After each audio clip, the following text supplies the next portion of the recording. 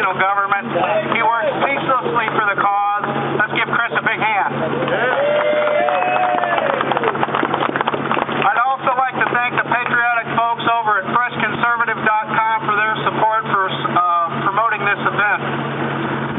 I think it's safe to say that you wouldn't be here today if you were not well informed and if you didn't fear for the future of your country. That's right. That's right.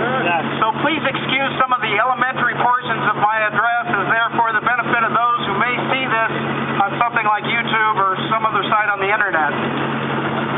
So what makes people give up a Sunday with their family to travel all the way to Chicago, march several miles, and perhaps even lose their voices in the process? The apathetic and uninformed may see us as misguided zealots in desperate need of a hobby. Perhaps they even believe the propaganda that they've heard that paints Tea Partiers and supporters of the End the Fed movement as racist, extremists, anarchists, and maybe even potential domestic terrorists.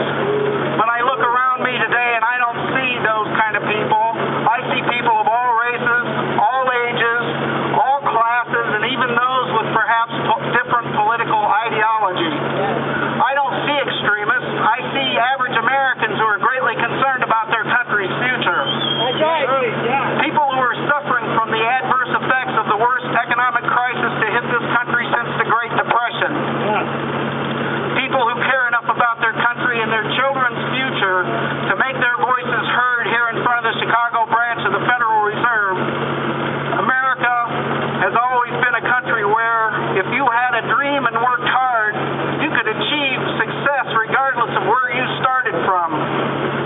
Today, can we honestly tell our children that? It has been said that it's a recession when your neighbor's out of work, and it's a depression when you're out of work. Well, for almost a year, I've been experiencing the Great Depression of 2009, as I'm sure many of you have as well.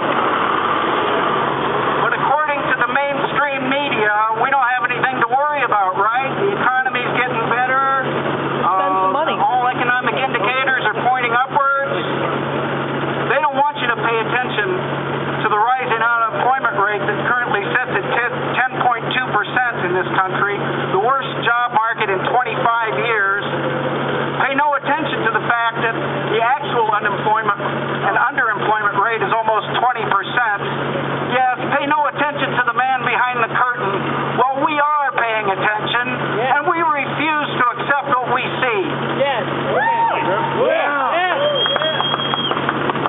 Give me liberty.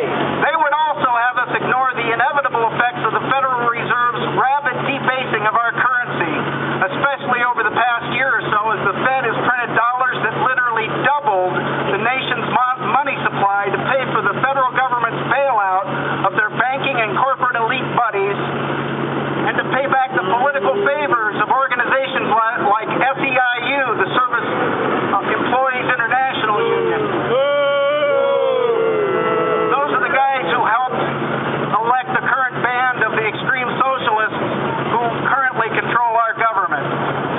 Decades of the federal government's budget deficits have been predominantly made possible by the privately owned Federal Reserve's practice of printing money out of thin air.